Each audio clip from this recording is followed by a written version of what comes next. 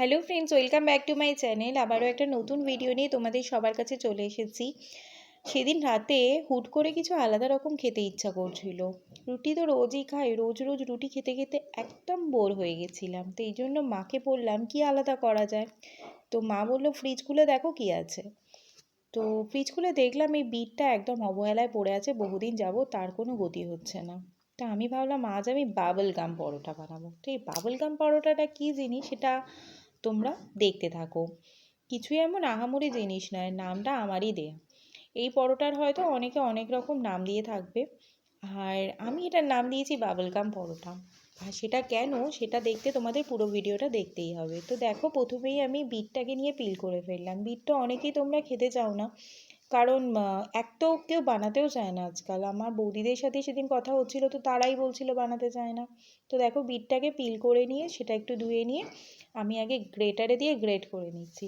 তোমরা চাইলে এটা মিক্সার গ্রাইন্ডারে দিয়ে মিক্সিংয়ে হালকা হালকা একদম পেস্টও করে নিতে পারো। পেস্ট করলে কি হয় না, আরও প্রচুর পরিমাণে এই বিটটা থেকে জুস বেরিয়ে যায় আর সেটা আরও বেশি লাল হয়ে যায়।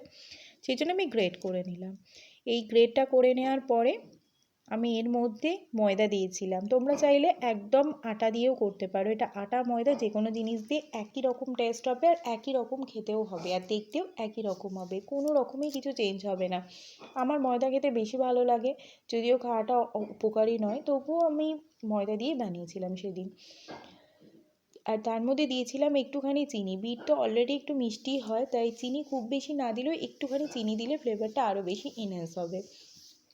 আর দিয়েছিলাম একটুখানি জিরে পাউডার। এই জিরেটা আমার মা বাড়িতে গুঁড়ো করে ভেজে গুঁড়ো করে রেখেছিল। তোমরা যদি চাও এমনি রেডিমেড কেনা জিরে পাউডারও দিতে পারো, অথবা এমনি গোটা জিরে একটুখানি খোলায় কড়ায় ভেজে নিয়ে সেটাকেও দিতে পারো, হাত দিয়ে একটুখানি ক্র্যাশ করে নিয়ে। সেটা আর টেস্ট আরও বেশি ভালো হবে। দিয়েছিলাম 1 চিমটে নুন, আর তারপরে এটাকে একদম আস্তে আস্তে করে আটা যেভাবে মাখে সেভাবেই ডো তৈরি করে নিয়েছিলাম। এর মধ্যে জল দেওয়ার আগে না একটু টাইম নিতে হবে এটাকে, কারণ হচ্ছে বিটটা থেকে অলরেডি অনেক পরিমাণে জুস বেরোয়, আর সেটা যখনই নুনের টাচে আসে তখন আরও বেশি পরিমাণে জুস বেরোতে শুরু করে। তো ওই জুসটা দিয়ে আগে আটাটাকে মেখে নেওয়ার চেষ্টা করতে হবে। যদি প্রয়োজন হয় তবেই পরে জল দিতে হবে, আর যদি কারোর প্রয়োজন না হয় তাহলে জলটা না দিলেও হবে। কেউ যদি মিক্সার গ্রাইন্ডারে পেস্ট করো আর এতটাই পরিমাণে আটা নাও, তার হয়তো বা আর আটাতে জল দিতেই লাগবে না। তো ওটা বিটের ওই রস দিয়েই হয়ে যাবে। তো দেখো, এবার লাগছে না এটা বাবল গামের মতো? কেন বলেছিলাম বাবল গাম পরোটা, এবার দেখে বলো তো তোমরা। একদম অবিকল বাবল গাম যেমন দেখতে লাগে সেরকমই কালার এসছে, আর সেরকমই তার টেক্সচারটাও এসছে। তাই আমি এটার নাম দিয়েছিলাম বাবল গাম পরোটা। তোমরা সবাই বানিয়ে আর খেয়ে অবশ্যই দেখে অবশ্যই আমাকে জানিও যে কেমন হয়েছিল। তোমরা যদি বাড়িতে কেউ বিটকে একদম অবহেলা করো, এভাবে খেয়ে দেখো, বাড়ির সবার ভালো লাগবে। আর যেহেতু এটা একদমই হেলদি খাবার, বিটটা একদম নর্মালভাবেই তোমাদের শরীরেও যাবে।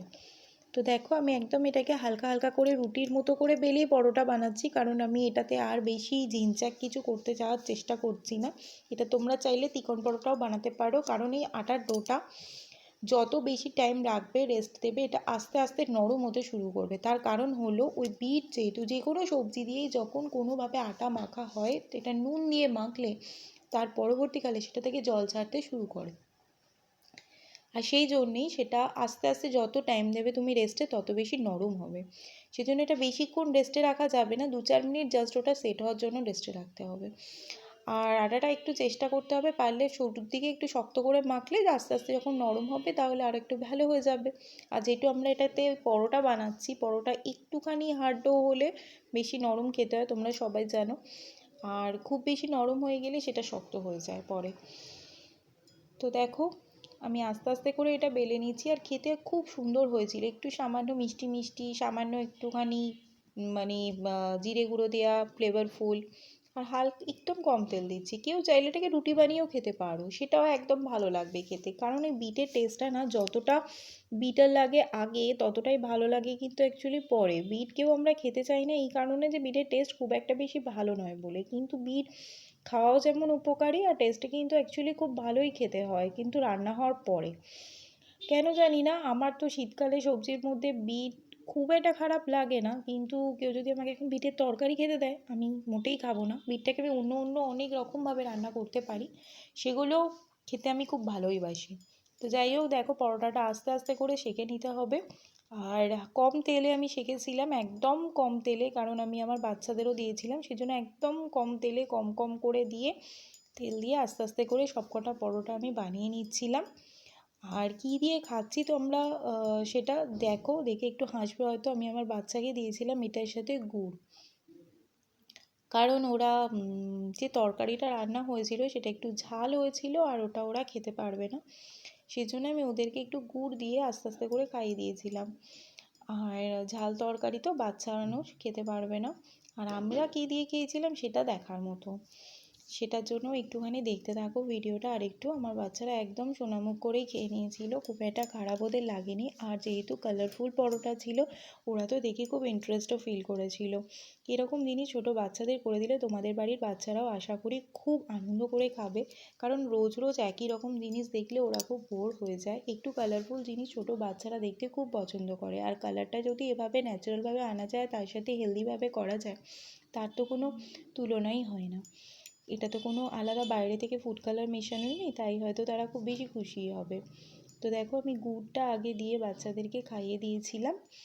আর বাচ্চারা কতটা খুশি হয়েছে সেটা তোমাদেরকে দেখাতে পারলাম না, কারণ আমি আজকে হাত থেকেই ক্যামেরা নিয়ে পুরোটা শ্যুট করেছিলাম, আর স্ট্যান্ডে আমি ক্যামেরা লাগাইনি সেই জন্য। আর তারপরে চলে এসেছিলাম আমাদের জন্য পরোটা নিতে। আমি, আমার মা আর বাবা খেয়েছিলাম হচ্ছে একটু স্যালাড কেটেছিলাম আলাদা করে, শশা শুধুমাত্র। আর এই দেখছো আমি খাচ্ছি এই জায়গাটায়। আসলে ব্যাপারটা হলো, যত